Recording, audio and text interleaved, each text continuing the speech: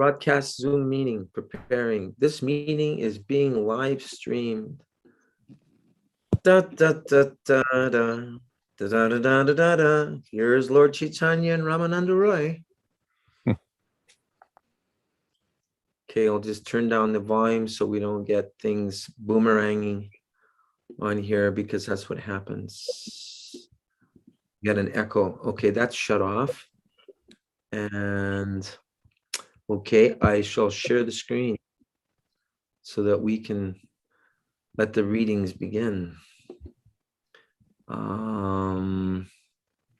Where's the page that I'm looking for? Okay, there it is. Chapter 29, Pure Love for Krishna. Encouraged by Lord Chaitanya to proceed further, Ramananda Roy said that the fraternal relationship with Lord Krishna is on an even higher transcendental plane. In this way, Ramananda Roy points out that when the relationship with Krishna increases in affection, the mood of fear and the consciousness of the superiority of the Supreme Lord diminish. At this point, the mood of faith increases, and this faith is called friendship. In a fraternal relationship, there is a sense of equality between Krishna and his friends. I'll read one more. In this regard, Ramananda Roy quoted a verse from Srimad Bhagavatam 10:12-11, in which Shukadev Goswami describes Lord Krishna's lunch with his friends in the forest. Lord Krishna and his friends went to the forest to play with the cows.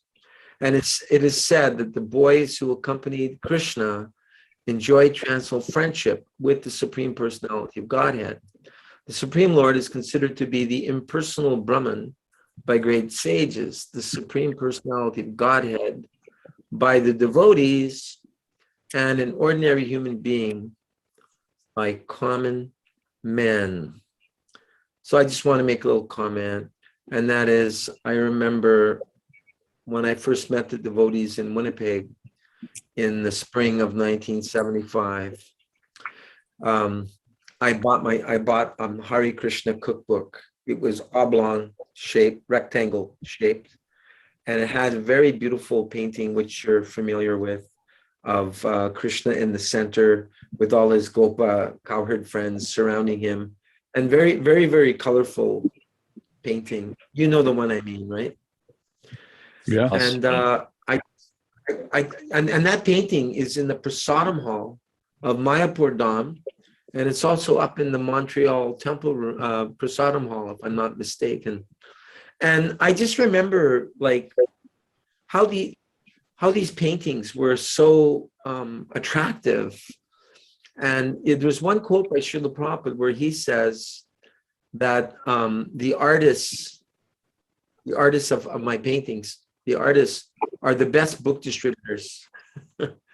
So Prabhupada really loved these paintings, and they're a really important part of presentation of Krishna consciousness. So I just remember seeing that. Yeah, it's windows to the spiritual world, right? Yeah, very attractive and intriguing. You know, you want to know like what's going on there. And when we read in Krishna book, like they're stealing Krishna's lunch, right? And they're throwing it around to one another, or they're popping sweet balls in Krishna's mouth. Or one time they put a flower in his mouth. I mean, maybe one time, probably more times than that. But it's just so endearing. It makes God, you know, like relishable, relatable, attractive, someone you'd like to get to know.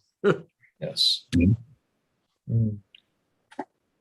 Not some dude with a big gray beard because he's the oldest of all. Yes, that's right. Sistine Chapel, right? Michelangelo's mental speculation of what God is like. And there, I mean, just to go on a slight tangent, there are some Christian denominations that have all the angels and Jesus, and they all look like old men that look like Kenny Rogers. So.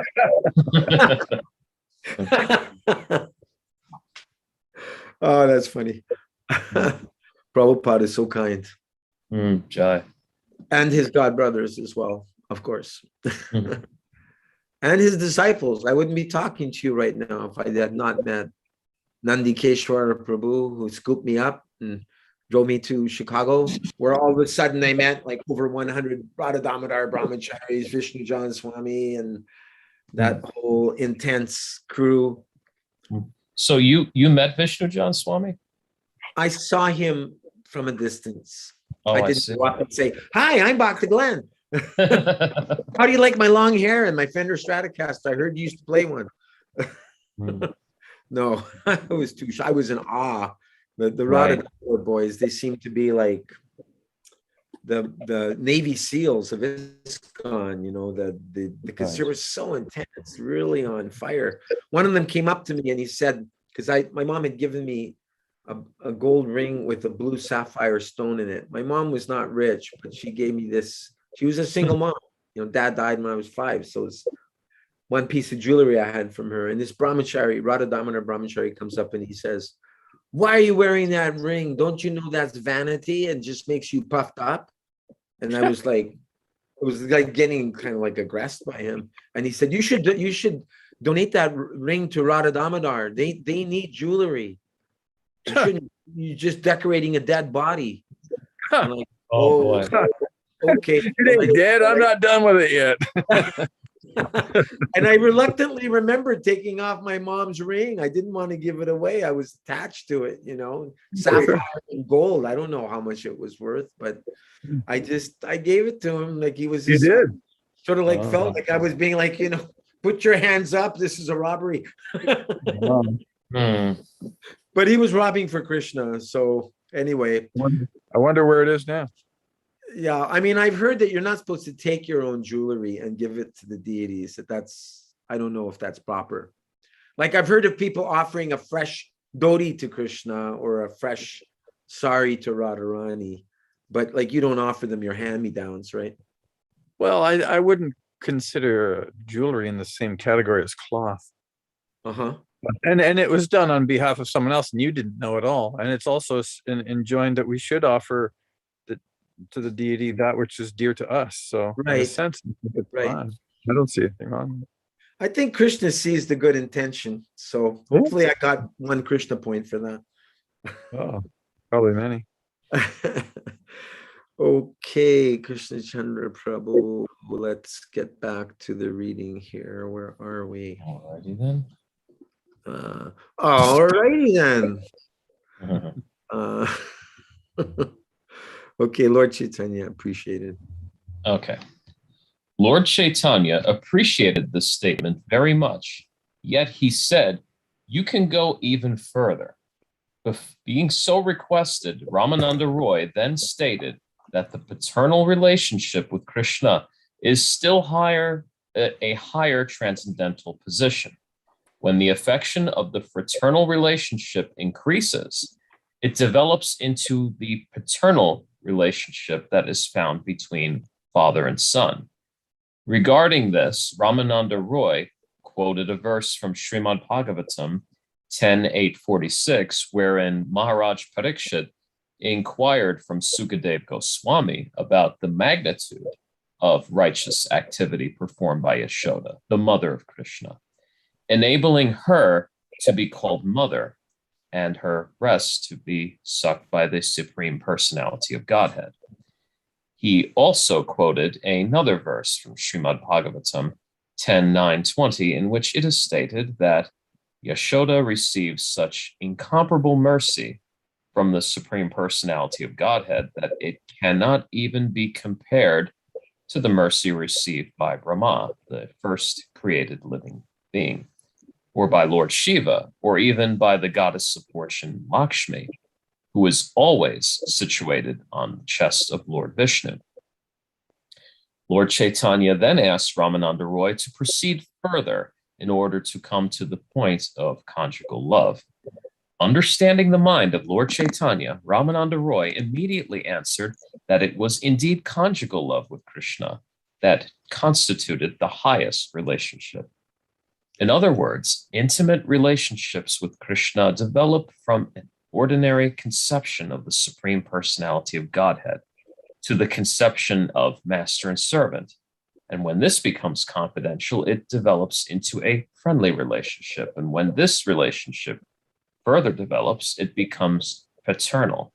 And when this develops to the highest point of love and affection, it is known as conjugal love with the Supreme Lord. Ramananda Roy quoted another verse from Srimad Bhagavatam 10:47-60, stating that the transcendental mode of ecstasy exhibited during the rasa dance between the gopis and Krishna was never relished, even by the goddess of fortune, who is always situated on the chest of the Lord in the spiritual kingdom. And what to speak of the experience of ordinary women? Any comments from anyone? Reflections?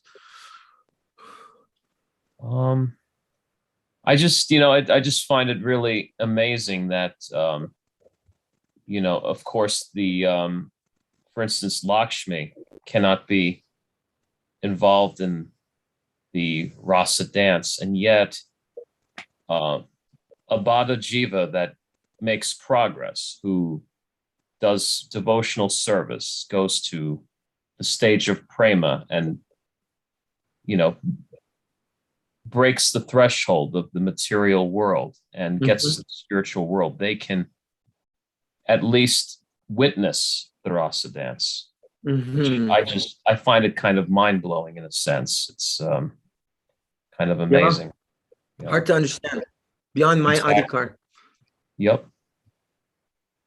Dvija Garanga, do you want to continue?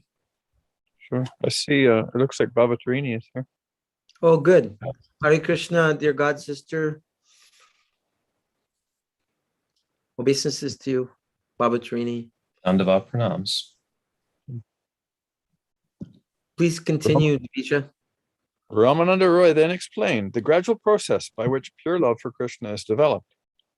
He pointed out that the living entity is related to the Supreme Personality of Godhead in one of the relationships just suitable for him. Actually, relationships with the Supreme Lord begin with the master and servant relationship and further develop into friendship, paternal love, and conjugal love. One who attains his particular relationship with the Supreme Personality of Godhead should be known to be in the best relationship for him. But when these transcendental relationships are studied, it can be seen that the neutral stage of realization, Brahmabhuta, Srimad Bhagavatam 4:30-20, is the first. When one accepts the Lord as master and himself as servant, the relationship develops. And it develops further when one becomes a friend of the Supreme Lord. And yet still further when one becomes a father. Thus the relationship advances from friendship to paternal love and finally to conjugal love, which is the supreme relationship with the Lord. Self-realization in the relation of a servitor is certainly transcendental. And when a sense of fraternity is added, the relationship develops. As affection increases, this relationship develops into paternity and conjugal. Ramananda Roy quoted a verse from Bhakti Rasamrita Sindhu 2:5-38, stating that spiritual affection for the Supreme Lord is transcendental in all cases, but the individual devotee has a specific aptitude for a particular relationship, and that relationship is more relishable for him than the others.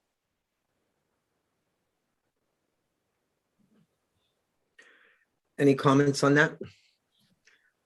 It's always interesting when we get into comparative, when we get into comparisons between the different relationships, because our nature in this world, a conditioned consciousness, has its own way of comparing things. It's putting things sort of in a pecking order of good, better, best, which tends to denigrate what is considered lower, and seek for the higher in a sort of an exclusive way, in a way that kind of rejects anything lower, and that's being refuted here. That consciousness is not the correct consciousness to approach this particular subject, or actually any transcendental comparative things. It's not in the same mentality, because it's all absolute. It's all absolute. Yeah. Bhavatarini, are you there? We You're haven't heard. muted. Camera's I'm on. here. Yes, I'm here. And Nuri Hari's here. Yeah. Oh, Jai, obeisances to both of you. Hare Krishna, So- Prabhu. Obeisances, Hare Krishna. Why Jai, did- so Bhavatrini or Nirhari, would you like to read the next two paragraphs, please? Go ahead. It's such transcendental. Is it beginning there? Yeah. Such transcendental relationships with the Supreme Lord cannot be manufactured by the mental concoctions of pseudo devotees. In Bhakti Rasamrita Sindhu 1.2.101, Rupa Goswami has stated that devotional service that makes no reference to Vedic scriptures or Vedic literatures and does not follow the principles set forth therein can never be approved. Sri Bhaktisiddhanta Saraswati Goswami Maharaj has also remarked that professional spiritual masters, professional Bhagavatam reciters, professional kirtan performers, and those engaged in self-concocted devotional service cannot be accepted. In India, there are various professional communities known as Aula, Vaula, Kartabaja, Neda, Dharavesha, Shnai, Atibadi, Chudahari, Goranganagari, and Goranganagari. A member of the Vintur Goswami Society, or the caste called Goswami, cannot be accepted as a descendant of the 6 original Goswamis, nor can so-called devotees who manufacture songs about Lord Chaitanya, nor those who are professional priests or paid reciters be accepted. One who does not follow the principles of Pancharatra, or one who is an impersonalist or addicted to sex life, cannot be compared with those who have dedicated their lives to the service of Krishna. A pure devotee who is always engaged in Krishna consciousness can sacrifice everything for the service of the Lord. Can you scroll it, please? Oh, excuse me. I was just looking for a light. Oh, Go ahead. One who has dedicated his life to the service of Lord Chaitanya, Mahaprabhu, is a devotee and cannot be compared to professional men.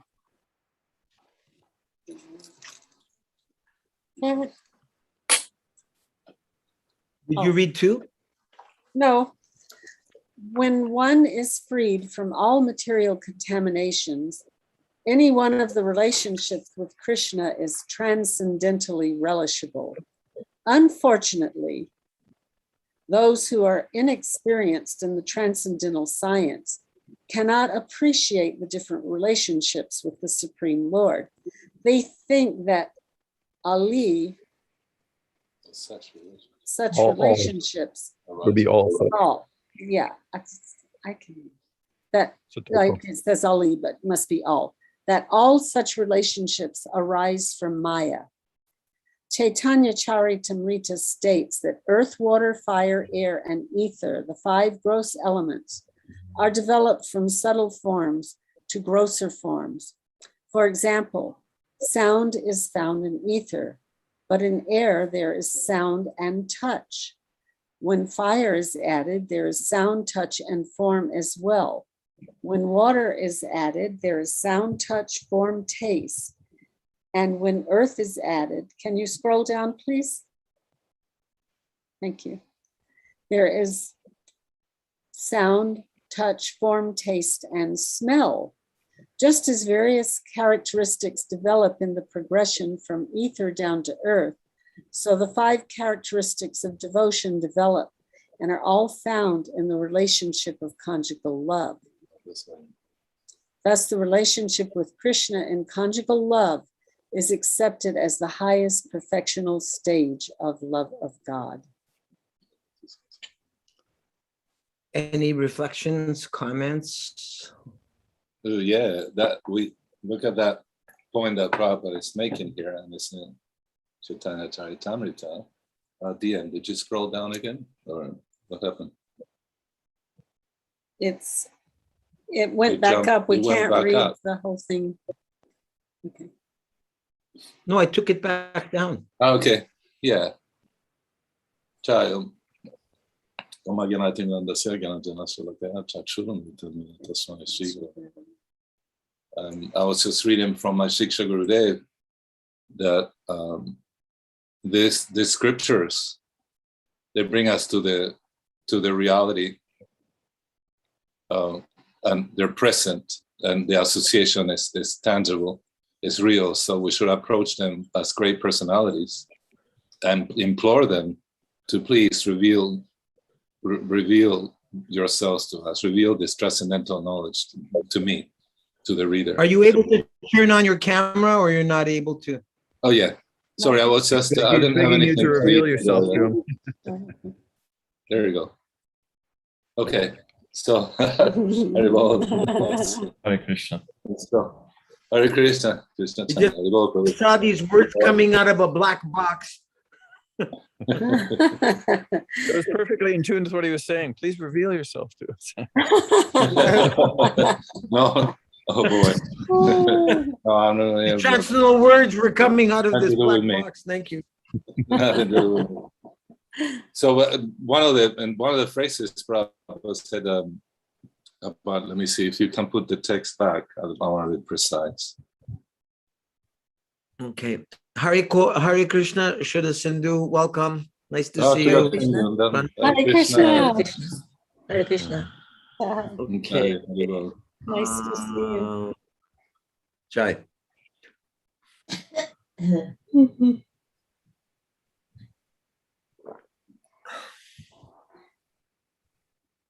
Okay. The one is this: when one is freed from material contaminations, any one of the relationships with Krishna is transcendentally relishable. Yeah. And it reminded me, yesterday I was hearing the pastime of Chandra Khan being very envious of the devotees, devised a plan to send a prostitute to Haridas Thakur and tempt him in order to make him fall down and then arrest him, because it was obviously about to pose as a saint or great devotee, and also I think I'm not sure prostitution prostitution it was legal or not, because there were several society girls that were chosen, and they chose the youngest and the prettiest. Anyhow, she, after 3 days of trying, she after the first day she thought she will have him next day, but all he asked her is, "Yes, I will satisfy your desires," but he didn't say there are desires that we don't really know, and that actually is very close to the soul. Is that actually we want happiness that derives only by this relationship with Krishna. Anyhow, make it story short, when she is converted by Haridas Thakur, he tells her to stay in the hut that he had built. And he said, I knew about the plans of the Ramachand Khan, but and it doesn't bring me any unhappiness, because it's his problem, and obviously, and in the future we'll see he gets his pretty bad reaction. They said, but no, I built this, I stay here for you. And so she asked him to be her spiritual master, and so the instructions are: give everything back to give everything that you earn to the Brahmins, and use one cloth, come back here to this hut and chant forever, stay here and chant the holy name. And she proceeded to shave her head as according to Vedic tradition, and of course she had given up all his in charity, all her possessions, and she wore only one cloth, and she only ate whatever was given to her. And he said, as a result, by doing so and controlling the tongue, she then controlled her senses, and it manifested in Krishna Prem. There were tangible symptoms, the sadvikas, they're called sadvikas. There are 8 of them, and raising of the hair, perspiration, changing of color, fainting, There's 8 of them, and when Prabhupada said here that when one is freed from material contamination, so she got free from material contamination, and it doesn't matter. It's in any of these relationships. The Prabhupada mentions the 5, including Shantaras, but we learned later on that actually Lord Chaitanya gave 4 as principle: servitude, friendship, parental, and conjugal. And so when one is free from the contamination, because no matter what path we are, whether it's Vaidhi Bhakti or Raganuga Bhakti, rules are followed, but the goal are, not that the goal are different, but the why we follow these rules becomes different. So Vaidhi Bhakti is, we follow them because we're afraid we're going to go to hell, which is true. If we don't do this, practice these rules, if we don't practice devotional service, and then we enter a hellish life. Then Raganuga Bhakti is out of love, it was spontaneous. So that I noticed that, that it reminded me of that story, that she starts relishing prem, love of God. It starts with, Ruchi, and then, Rati, and then Bhav, and then after Bhav, prem.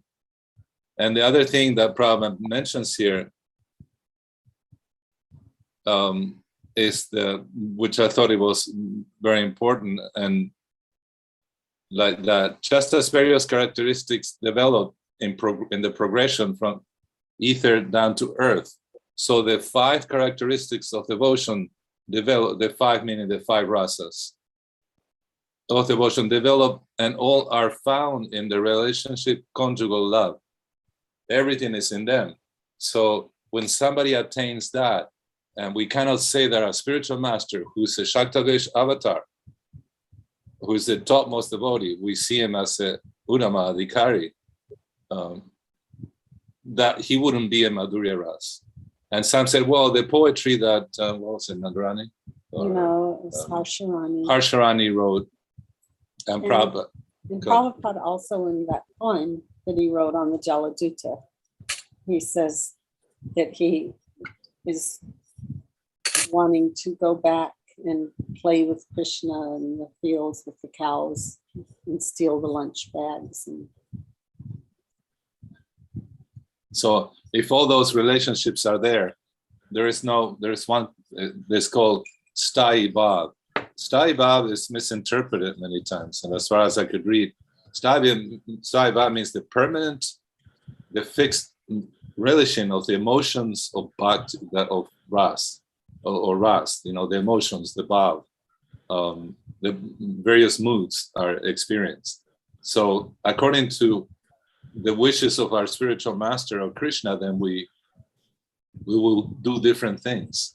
And so here is a topic that opens up, and is another one of the sensitive topics, and among my godbrothers, that whether Prabhupada was in conjugal love or Madhurya Ras, the sweet, which contains all the other ones, because he expressed he wants to go back to relish the playful mood of the sakas.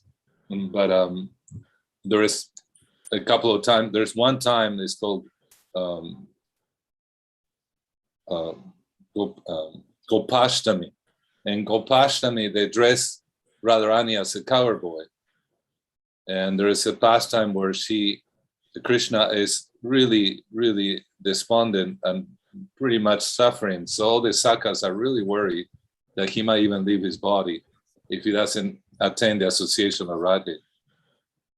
So they devised the plan. Shubal, he has a little calf that's what he wants. So they go to Jatila's house, the house where Radharani is, the in-laws' house, and Shubal let loose this calf into the courtyard. And Jatila is asking, what are you doing here? What do you want? She's very guardian of Radharani, because she doesn't want any foul play going on, meaning that Krishna and Radha will meet, since her son is married to Radharani. These are high topics. Anyhow, so the calf is let loose, and Shubal gets the opportunity to tell Radharani, please come, Krishna is dying without your association. You must come. So they devise the plan, and Shubal and Radharani, they look alike. Their faces, they look alike. And you know how youth, teenage years, boys could look very pretty, and like that. So these are like just starting, teenage years. But so Radharani dresses with Subal clothing, and she puts the calf. She holds the calf up to her chest, and she's able to imitate Subal, his voice. Yeah. And she goes out that way, and then she holds on to that emotion, that disguise. And so when she approaches Krishna, she talks to him in the Shubal's voice, in a boy's voice. And she plays with Krishna for a little minute, and then finally it's revealed. So those emotions, they want to go also out to play, with the cower boys or tend the cows. So I tend to, when we hear these pastimes, to project. That's what's so important. Prabhupada is asking us to go through the spiritual master, go through the 6 Goswamis, go through Nityananda Prabhu, then to Lord Chaitanya Mahaprabhu, and then we'll be able to understand this Radha Krishna Jugal, that relationship. And so, because otherwise we tend to think, everything is fixed, everything is like linear, and yet all the other relationship, conjugal love is accepted as the highest perfectional stage of love of God. They have all the other ones, and Radharani is at the topmost of the ladder. So why couldn't she feel that way? And then the pure devotees, they have as a reaction, the manjaris, they always feel what Radharani is feeling. That's the gift that Mahaprabhu gave. It's actually the relationship that the ras, the taste of that supreme ras. It's not that the other ones are not given, but the topmost is given. It's very rare. That's what Chaitanya Mahaprabhu is. Namo Mahadanyaya, the most munificent incarnation of Krishna, where he's given the rasas, where other incarnations haven't. Anyhow, sorry for my ranting, but I just thought, wow, that's really interesting. Prabhupada is putting it here very clearly, that how the other rasas the relationships are contained within conjugal love, and that's being the perfection stage. That's it in the introduction. In the first chapter, in Adi Lila, we'll find that. In the 4th chapter, we find out how conjugal love is the highest. So they accuse, not only Srila Prabhupada was accused, or is accused of not being a Madhurya Ras, but also was repeated, there was accusation given to Bhaktisiddhanta Saraswati Thakur, because he put some restrictions for devotees who weren't really advanced yet, not to dive right straight for the rasa dance. But he didn't put a prohibition, but he put a restriction. And so it's according to our advancement. Anyhow. So before you came, Jivan, you were talking about how all the relationships are just as relishable if that's the relationship you're in. And Srila Prabhupada says that to begin with. And then he goes on to explain that in an earlier verse, Prabhupada was explaining that you don't see it. Oh no, you were explaining, you don't see it from a mundane viewpoint where the other rasas are not as good. Yes, right. We were speaking about that. So it's all before you came. Anyhow, I don't want to hug the mic. I have 2 questions, but before I ask my questions, I'd like to check in with Shuddha Sindhu. Did you understand? Do you have any questions about what Nrihari Prabhu just explained, Shuddha Sindhu? I think I still don't. I think I haven't reached the stage of that stage of love, because I think I'm still like practicing neophyte. Yeah, so That applies to me, certainly. Me too. that it's too high stage, like to develop a relationship with Krishna. I think it is too high standard for me. I cannot imagine it. I cannot understand it. Yeah, well, that will be. High. I understand that, but it's latent within you. So it's revived by association of pure sadhu, the spiritual master. That's what he has to be. That's why Prabhupada explained to us in Nectar of Instruction that we should search for Guru who's at the highest stage. Then his moods, his relationship with Krishna will awaken ours. So does it mean like if we develop the love towards our Guru, so does it also means that the love actually is also to the Lord? Yes. Because spiritual master is a representative of the Lord.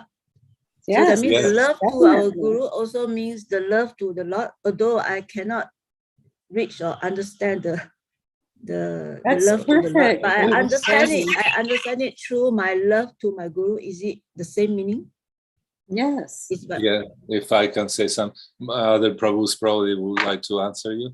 But I just remind me, Prabhupada gave us these prayers, Guru Vashtakam, you know, the 8 prayers that we recited for in the morning, Mangalarti, to the spiritual master. Samsara Dava Nada. it's Samsara Dava. It's a song, Yeah. right? When we do Arati, I play the Yes. song. Yes. Ah. And we repeat them, and there is one shloka, one verse. It's called Shad Hari Toina Samasta Sastri. Tatatava Vyata Eva Sabdi Kintu Prabhurya Priya Vivatasya Bande Guru Sri Chanadu. Shad Hari. The Shakshad means the same as Hari, the Lord. The spiritual master is an outer manifestation of the super soul. Oh. And I saw Prabhupada in action on that one. I got a little story on that. But so, yeah, they're one and different at the same time. Achintya Veda, when we say that, you know, that axiom of Lord Chaitanya Mahaprabhu, where he says, Achintya Veda Veda Tattva, Veda Aveda Tattva, inconceivably one and different at the same time. Inconceivable. Inconceivably, Achintya. One and different at the same time. That's a very important philosophical principle that distinguishes us from many of the other 6 schools of thought, philosophical thoughts. So you were very right to say that if I develop love, that's the way to come to Lord Nityananda Prabhu, then to Lord Chaitanya Mahaprabhu, then like that we progress and we'll be able to read and understand. The 6 Goswamis are bringing us all the way up to then through Chaitanya Mahaprabhu, and who put words in their heart, who put all this knowledge in their heart. They just writing.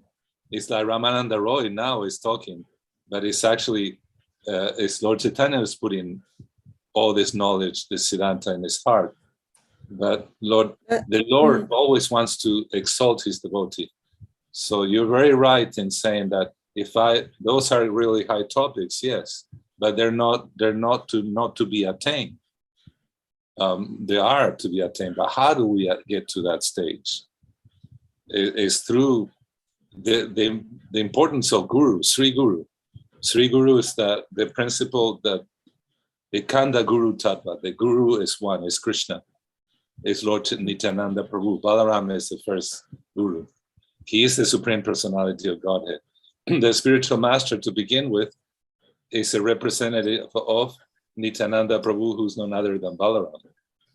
Mm-hmm. And so when we develop that attachment to Sri Guru and lessening, because Harikatha is what really brings us to advancement and progress into, into even enter the pastimes by just listening.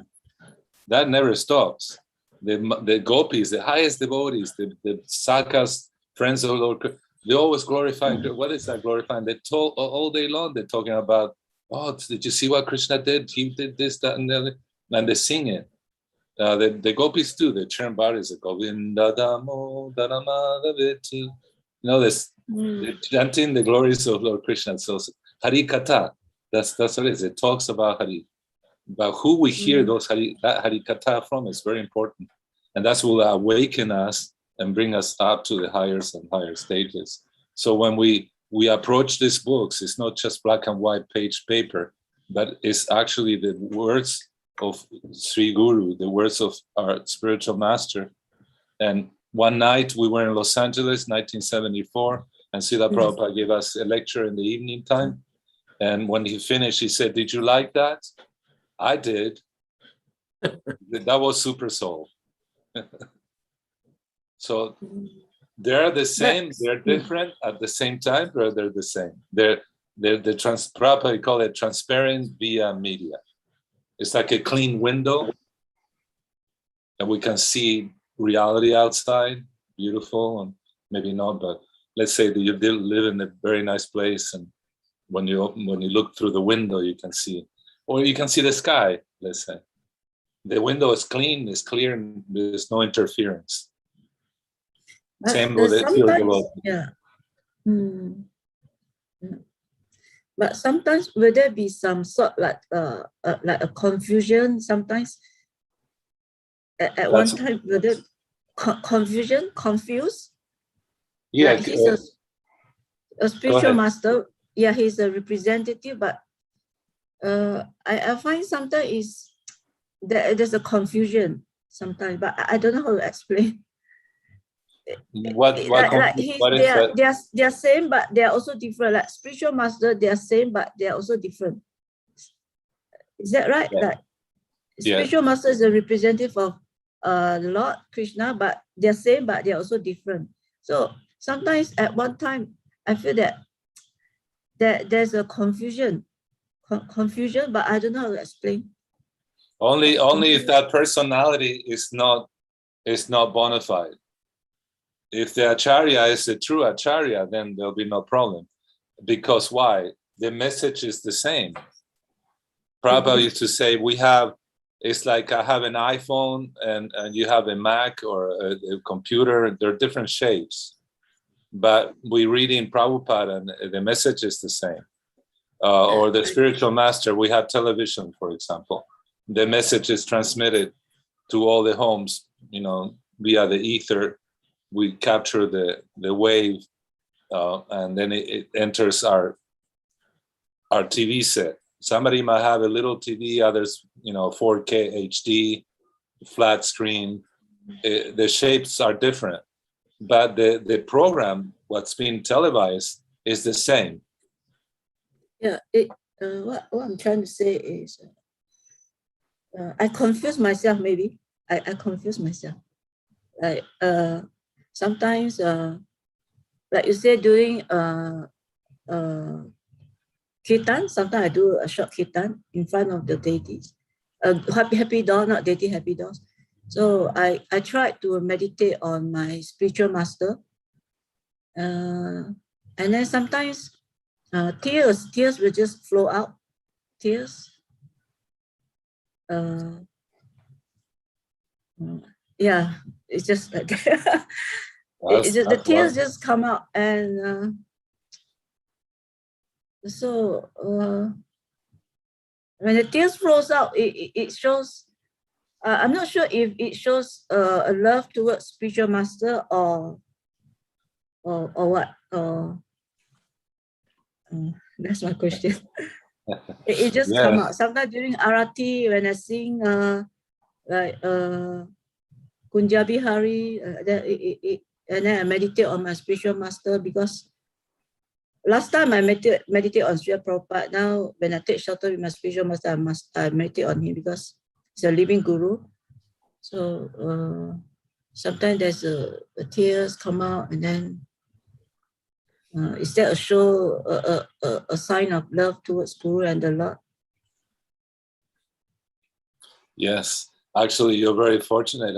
I pay my obeisances to you. No, Those tears, I'm still confused by myself. no, that's my obligation. Actually, bhakti will manifest when it manifests is sometimes it's tears. So something is being awakened in your heart, and that's positive. It shouldn't be confusing, but yeah, always we should. The more we read the pure devotee and associate with devotees and chant Harinam, hear Harikatha, all those doubts will be clarified. But those symptoms are symptoms of now entering a true understand or realization, actually. And that's the beauty of bhakti, is that it's personal and we feel emotions. It's not that emotions are material. Yeah, if we cry because we didn't get a TV, or we cry for a new car, or we cry sometime or something closer, are very difficult. This marital relationships in the material, in the world, we can spiritualize them, of course, and but the emotions related to material objects, that's Maya, when we cry about that. But if you cry about the spiritual master, that's a transcendental emotion, Mataji, and you're very, very, very fortunate to be able to experience them. It will bring it to, yeah. And they said you can tell if the tears are cool or if the tears are hot.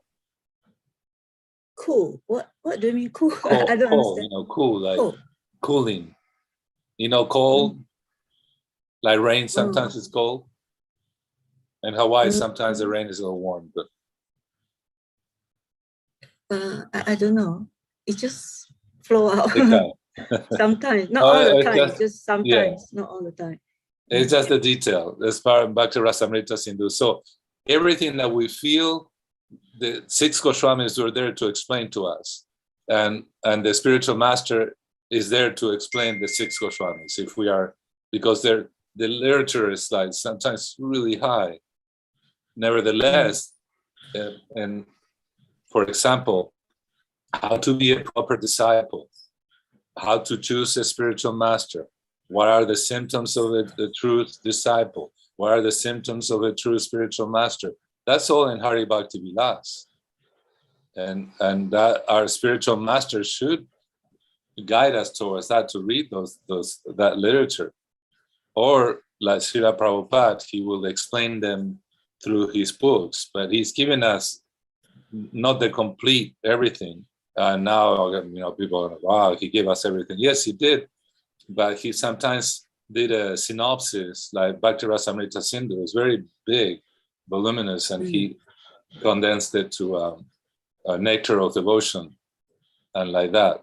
So there are all guidelines, and to check, what am I feeling is okay, or is it some sentimental? I also want to know whether it's a real love or sentimental or material. That's what I want to know.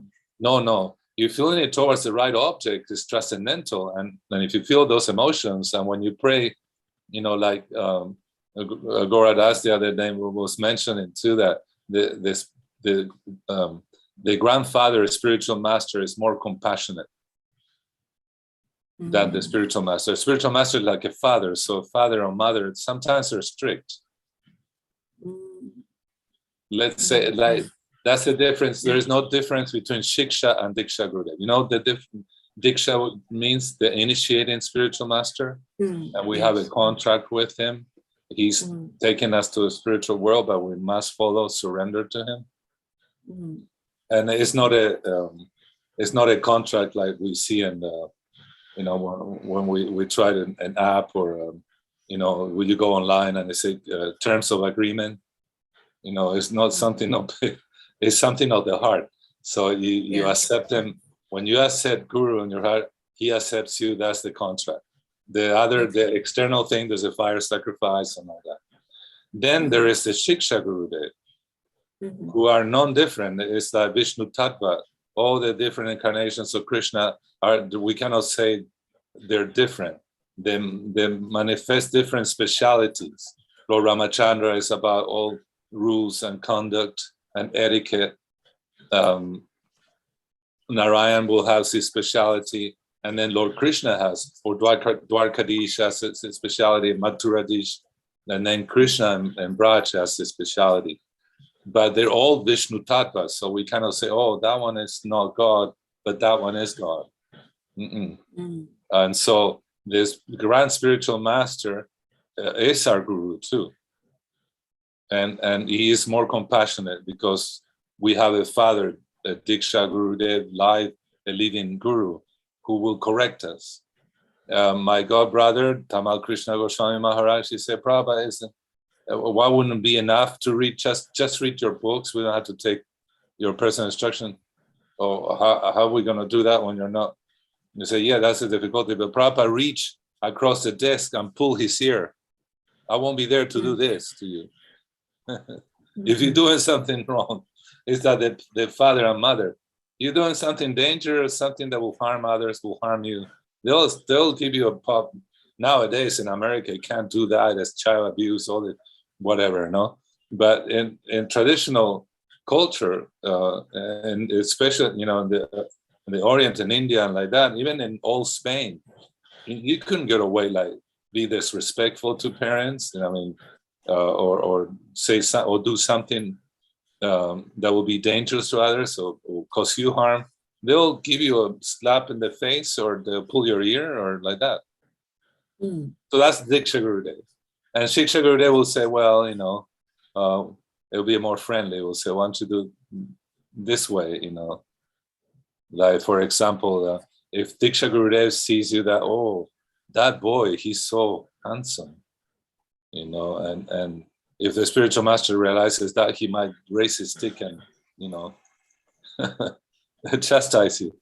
The Shiksha Gurudev will put his hand on your shoulder and say, that Maya is an ocean of poison, it's an ocean of fire and a river of poison. They're the same instruction, but there's a little more intimacy like that. So those are the subtleties and intricacies.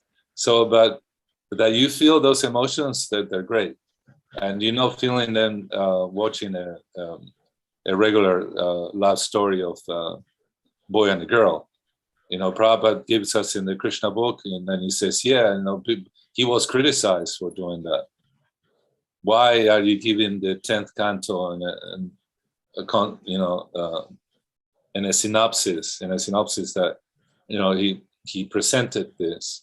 Because one of Prabhupada said, it doesn't matter, because when the layman read this and he feels those emotions, that romance that goes between Radha and Krishna, or the excitement of the demon being killed and like that, those emotions are transcendental. So it awakens who we really are. So I hope it clarified. I hope it didn't take too long of your time, Prabhu's, the rest of. I'm just trying to tell you what I remember. It's not that I'm situated in there. It's just 45, 48 years of experience. And, there's different example. One time, this disciple decided that wheat germ was better than wheat of the semolina, what we do halava. So he, halava, the preparation. Okay, so he made halava with wheat germ. Wheat germ, the kernel inside wheat. And because he thought it was very nutritious, let's give this to Prabhupada. And so Prabhupada rings the bell, and it was time to have something to honor Prasadam. And so the devotee brings him the halava that he made. And Prabhupada said, what is this? He said, oh, it's halava. He says, no, this is not halava. Take it away. And the devotee he felt so bad. The spirit went down to the floor, and he's crying, leaves the room. And he down the hall, there's a painting of Bhaktisiddhanta Saraswati Thakur, and the devotee stopped and he started crying to. He said, I thought, and he hears the bell again. Prabhupada called him back. Oh, He said, grandfather, spiritual master, he's more compassionate. Bring me that prep back. And he ate all of it. okay. Who was it that made the wheat germ halva? Dinabandhu told me this story, and he knows the name. Okay. If you want to contact him and ask him. Just I can't curious. remember. Just curious. Yeah, I can't Yeah. remember now. But that So if story, If you don't mind me interjecting now, please. we have 5 paragraphs left to this chapter, Oh, but in the course of your discussion with clarifying things for Shuddha Sindhu, you have raised for me 4 questions, plus I have 1 question for Bhavatarini. So may I ask my questions to you, please? oh, yeah. Bhavatarini came up. I have 4 questions Sorry. for you. I have 4 questions for you and just 1 for her.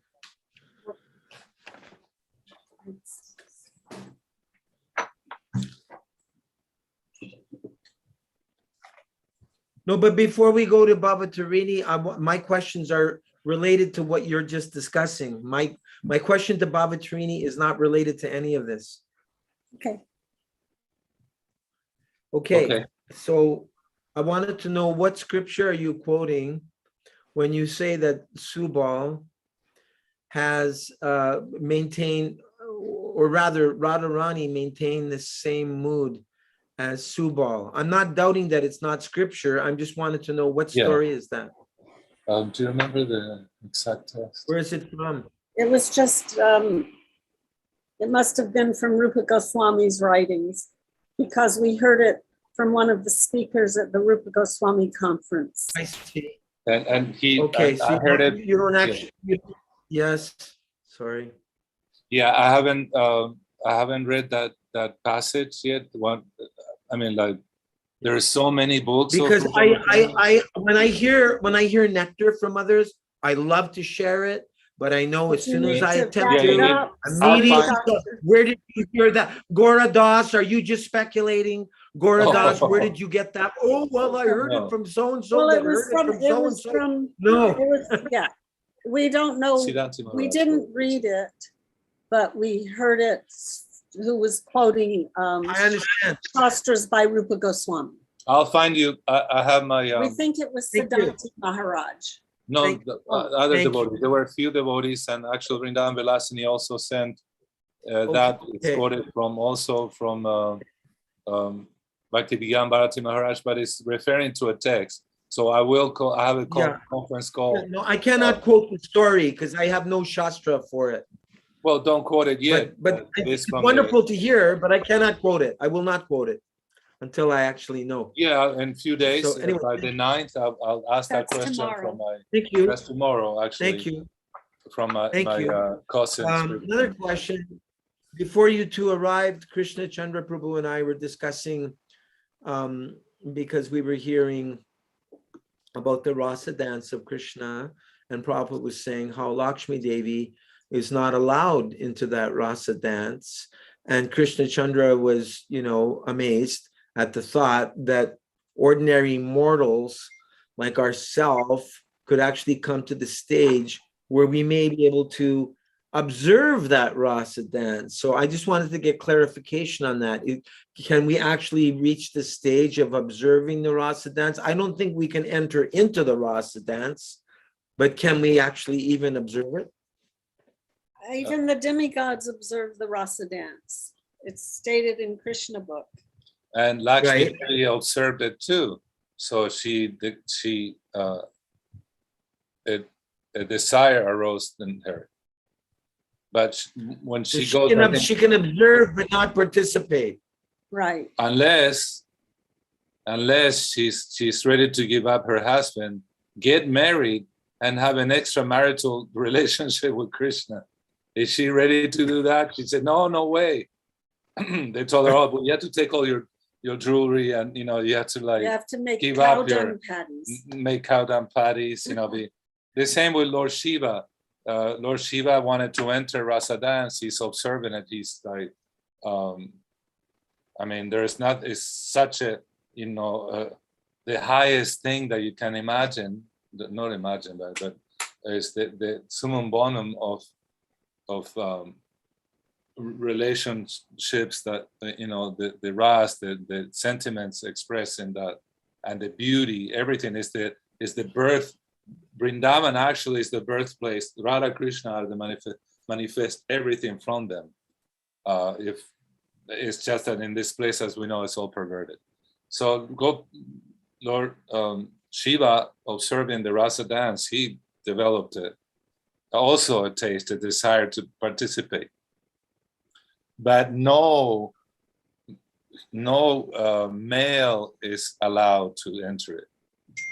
Right.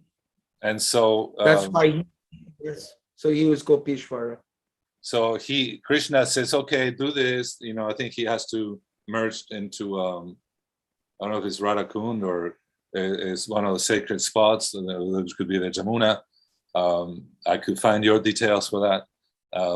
It's also an Rasa Panchadhyayi, which is the first chapter, so Srimad Bhagavatam, that deal with the rasa dance. And so he attains then a female body, and then he is introduced by Lord Krishna to the gopis, and he starts dancing. But the gopis first starts questioning, who's your mother, who's your father, what village you're from, who's your husband, and he doesn't know what to say. So they start slapping his face. The gopis start slapping his face, her Gopishwar Mahadev's face. And Krishna intercedes, no, I know her. She's okay. Where's this described? Where's this described? It's either Vishwanath Chakravarti Thakur or it's in one of the Goswami's literature. And these are the stories more developed by, not developed by, elaborated. More elaborated by, and more detailed. Many of them I heard Sri Narayana Maharaj. I know that. That. But whenever I've looked at his books and I see amazing stories, I know I cannot repeat them because there isn't always a reference given. Yeah, there is reference. It's not a criticism. I'm just saying I've read some of the Nectar stories, but I'm thinking I cannot repeat this in public. Because go to the front page. Go to the front page. In the book. And the front page will say this is by Vishwanath Chakravarti Thakur commentary. Sometimes, but not always. Sometimes. There might be a problem with the printer, the edition, because he wouldn't. But Bhakti Pramod, he's known. There was other God brothers that tried to get him in trouble saying he was a Sahaja. And so they went to Bhakti Pramod Puri Maharaj saying this, he doesn't, and Bhakti Pramod said, no, Sri Narayana Maharaj is a great scholar. Prabhupada asked him to do something.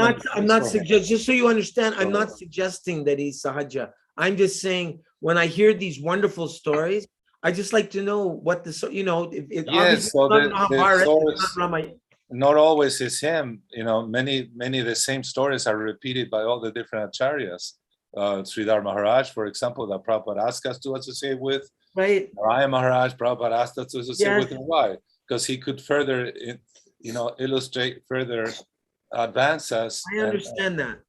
Help us enter into these mysteries. But also sometimes there's what is village kata can be spoken.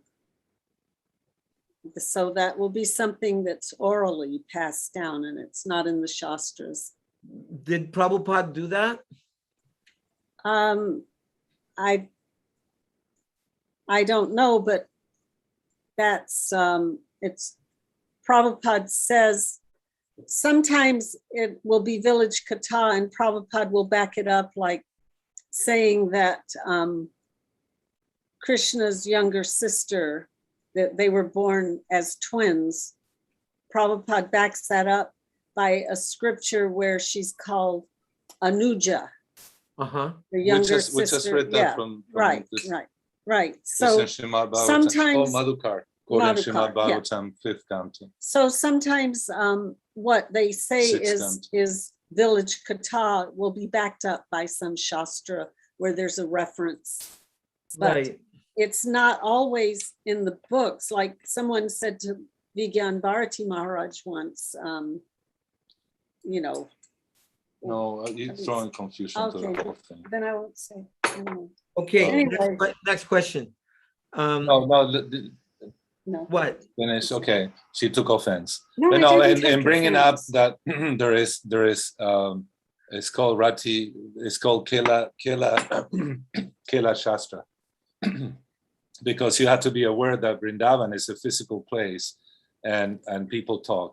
So there are stories that have descended down from in families from that long ago, from far away.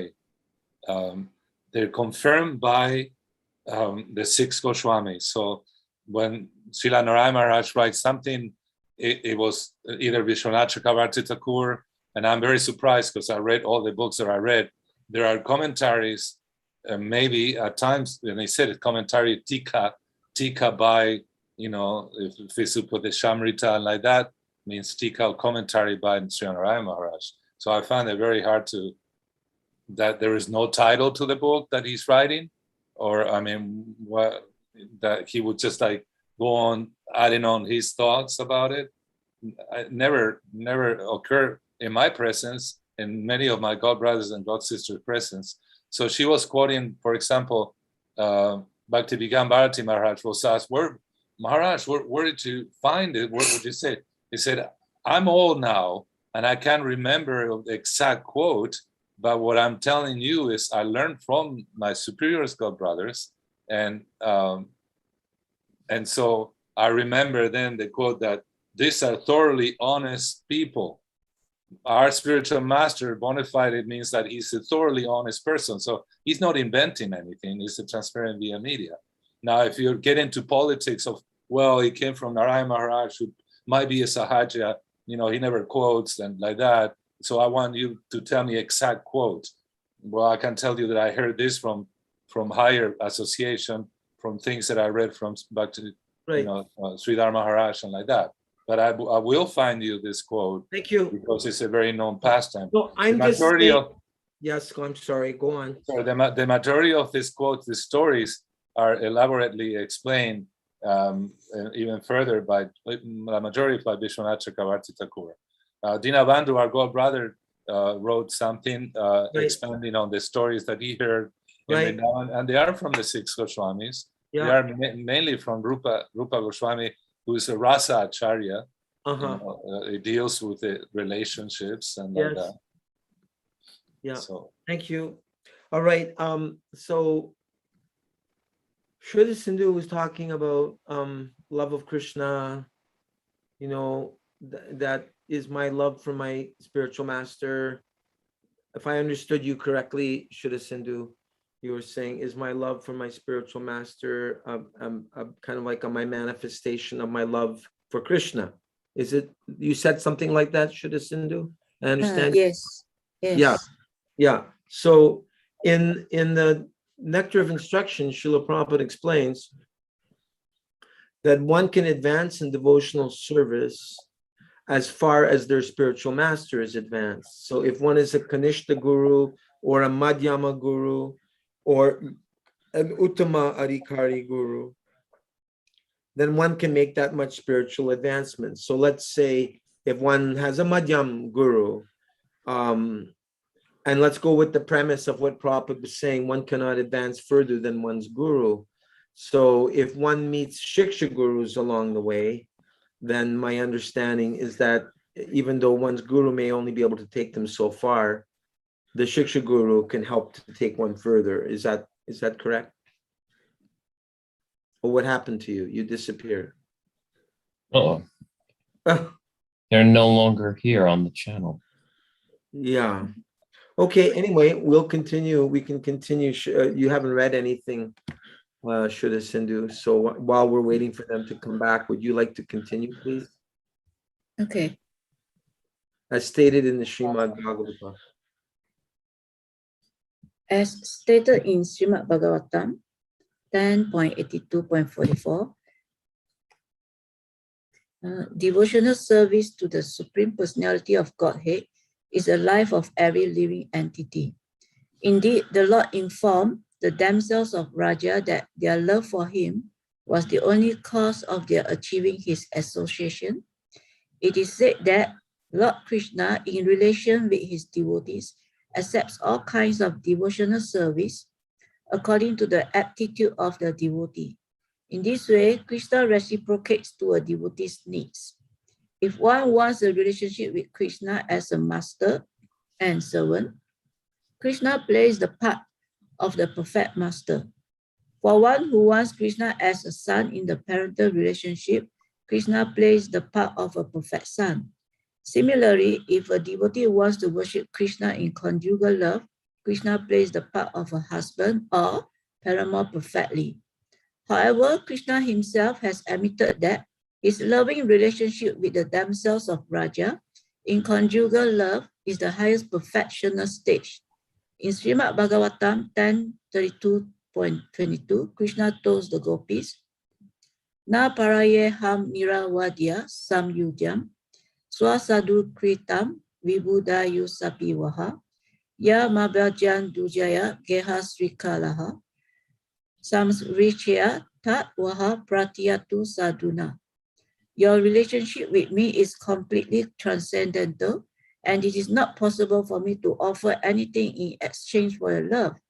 Even after many births, you have been able to give up all attachment for material enjoyment, and you have searched after me. Since I am unable to repay your love, you have to be pleased with your own activities. I just wanted to say that this is one of the most famous verses in the entire Bhagavatam. These words, na paraye ham, that it's not possible for me to offer you anything in exchange for your love except to give you more devotional service. In other words, doing devotional service is the greatest return, so to speak. It's the greatest thing to aspire for. Sorry, we lost the connection. Yeah, we continued reading a little bit more. I'm sure you're familiar with this verse. The Hari Bhavatrini, not paraye ham. Your relationship with me is completely transcendental. It's not possible for me to offer anything in exchange for your love. Even after many births, you have been able to give up all attachment for material enjoyment, and you have searched after me since I am unable to repay your love. You have to be pleased with your own activities. I remember the first time I read this in the Bhagavatam, I was like astonished because I was thinking Krishna was feeling so indebted to them, and what was like the greatest way he could repay them was to give them more devotional service. That's me too. And I remember Chitananda Prabhu having the same reaction when he first read this. And that's how little faith we have in devotional service. And pure devotional service is the highest thing and the most rare thing to attain. Right. So the more we delve into this, I mean, look what they've done. They've done what the Rajavadus, the gopis of Vrindavan, they have done what most people can't, is abandon familiar relationships, the orders. Imagine in that society then, the wishes of the elders, they were against them leaving home in the middle of the night to go see a lover. I mean, you can see it that way, and it's highly immoral. It was unheard of in that Vedic society that a young girl, married young girl with children perhaps, would leave home at the sound of a flute. There's that flute player, that dangerous flute player. And he can't. And Lalita said, "Why do you want to go with him? He's from the neighborhood of the cowboys. They're rough tough." So, but excuse me. But so how, from our point of view, how if as we switch Vishwanath Chakravarti, when I first got my little book, right, Rohini Nandan, he's one of the seniors, god brother, he joined, I was in Gargamuni's party and he was the cook. And Not the British Rohini Nandana. No, not Rohini Nandan. No, he's American.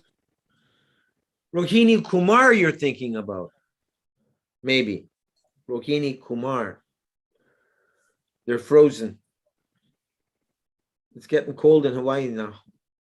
Oh, wow. Okay, let's continue on. We don't know when they're going to be back.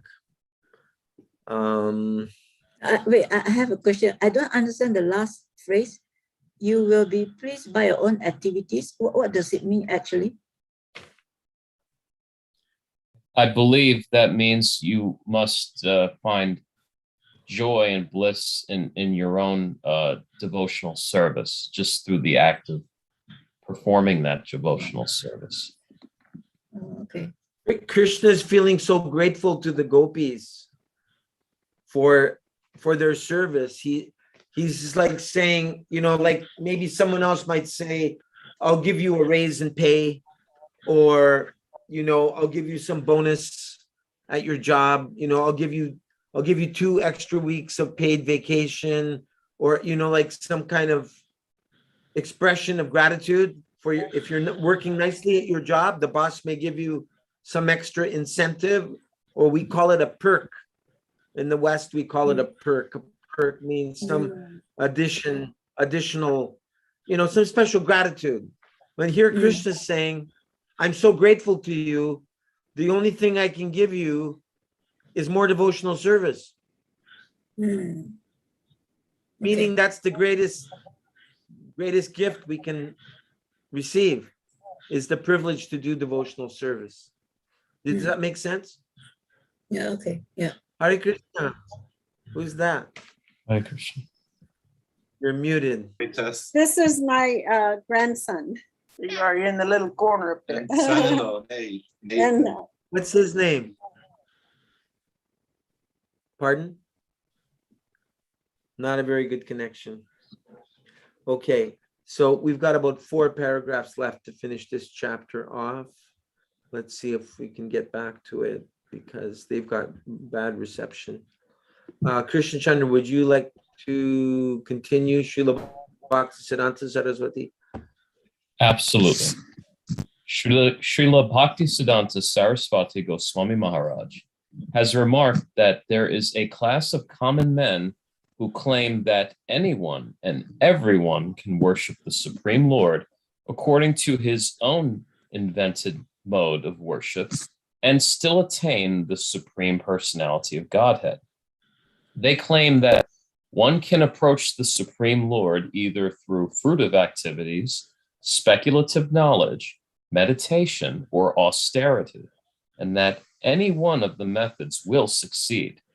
They claim that one can accept many different paths and still reach the same place, and they maintain that the Supreme Absolute Truth may be worshipped either as the goddess Kali, or goddess Durga, or Lord Shiva, Ganesh, Rama, Hari, or Brahma. In short, they maintain that it does not matter how the Absolute Truth is addressed, for all names are one and the same. They give the example of a man with many names, and he is called by any of those names, he will answer. So my thought to come, excuse me for interrupting. That's fine. Krishna says in Bhagavad Gita chapter 9, I think it's verse 29. How does that verse go again? Pitrin yanti deva vrata devan pitrin yanti pitra vrataha yanti bhutani bhuteja yanti mam yajino pimam.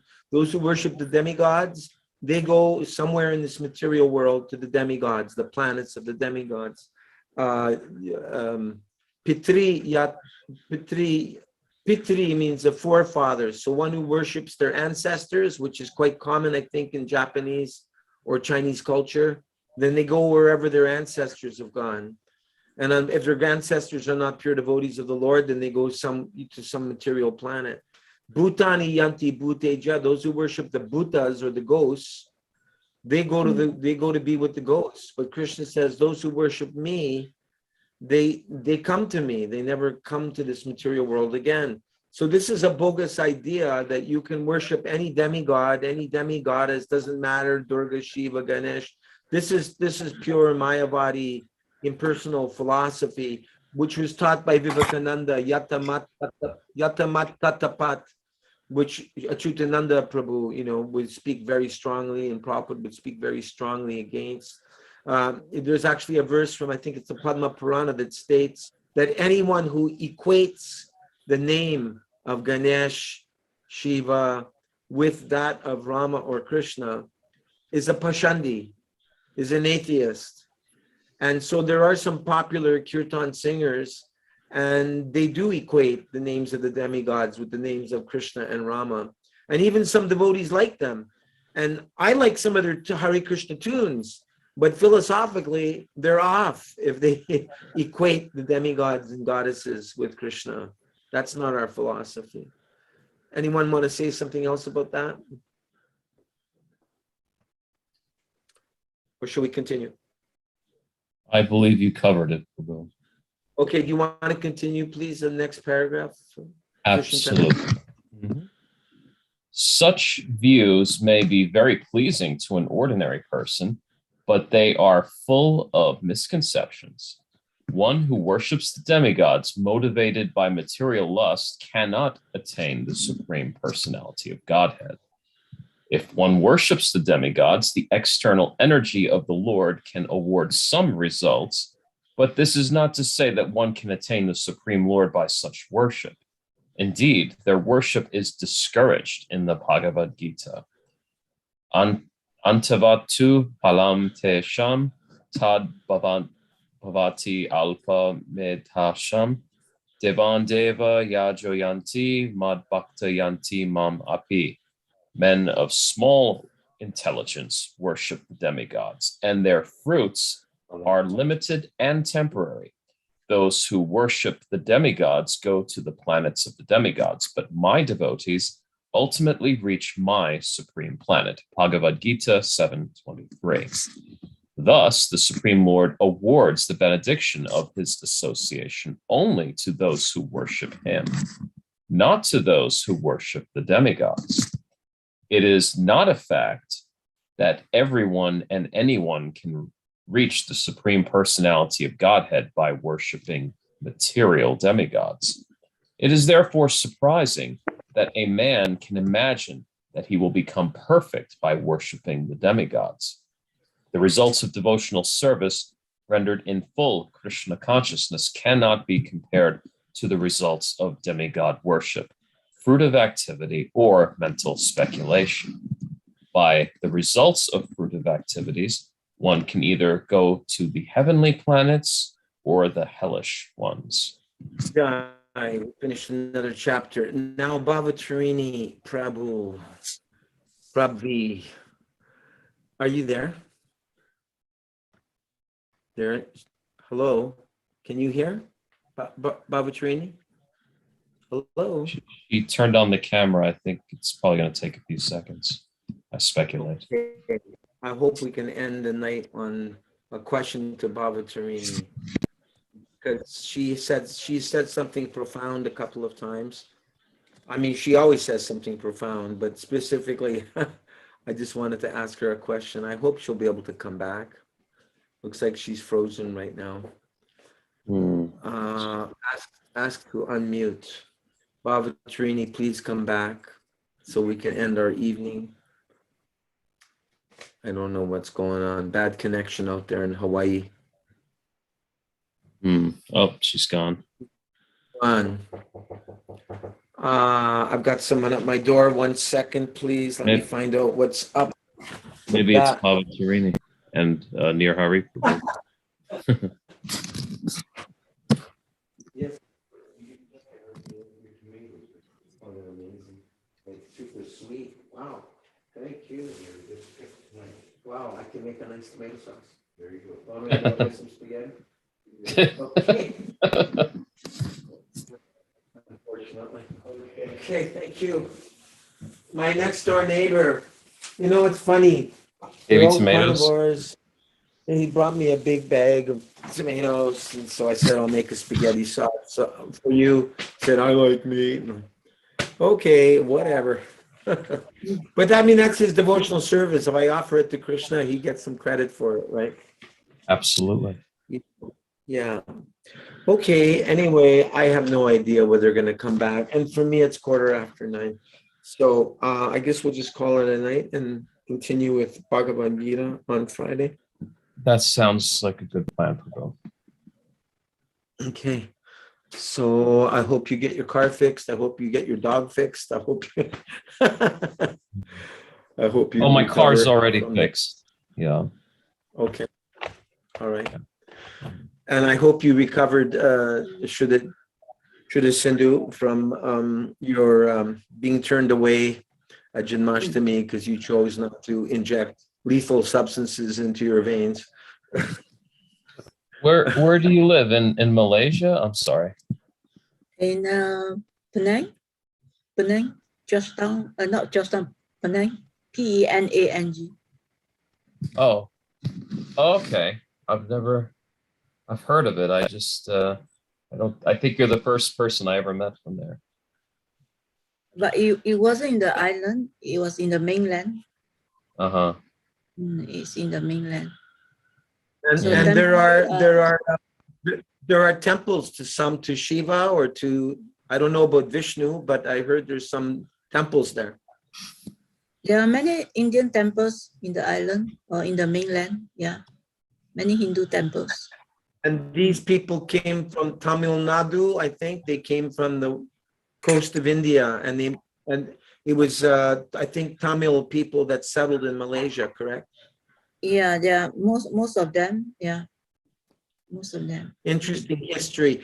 Yeah, so Baba Trini, thank you for being there. I just wanted to end the evening, but you've told the story twice, and I just wanted to get the context because I see this story that you've shared with us. I'd like to know whether Siddhanta recorded it from you. That's one question I have. The story is, if I correct me if I understood it properly. You were giving, you received an inheritance from your family, and you wanted to donate it directly to Srila Prabhupada. Prabhupada was at some distance, far away. You could not give it to him directly, I think, correct? Can't hear you. You're frozen. Really bad connection. Oh. Well, I guess we'll just have to wait till next time. She's going to keep us hanging in suspense. Yes. All right. So until we meet again, Vanchakalpa Trubhischa Kripa Sindhubhya Evacha Pavanebhyo Vaishnavebhyo Vaishnavebhyo Namo Namaha. Srila Prabhupada Ki Jai.